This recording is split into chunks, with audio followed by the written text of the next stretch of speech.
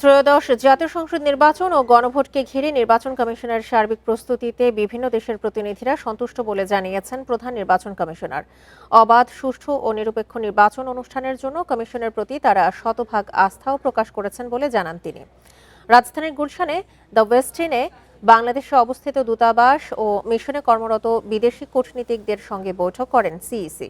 জাতিকে একটি গ্রহণযোগ্য নির্বাচন উপহার দেওয়ার বিষয়ে আশাবাদী তিনি। প্রধান নির্বাচন কমিশনার বলেন, নির্বাচনে ইসি নিশ্ছিদ্র নিরাপত্তা ব্যবস্থা করবে যাতে সবাই শান্তিপূর্ণভাবে ভোট দিতে পারেন। ভোটের প্রস্তুতির পাশাপাশি নির্বাচন ঘিরে নিরাপত্তা নিয়ে ইসির পরিকল্পনাও কূটনীতিকদের জানানো হয়েছে। বৈঠকে বিভিন্ন দেশের রাষ্ট্রদূত, হাই কমিশনার, ইউরোপীয় ইউনিয়ন এবং জাতিসংঘের প্রতিনিধি ছাড়াও উপস্থিত ছিলেন নির্বাচন কমিশনের উচ্চ পদস্থ কর্মকর্তারা।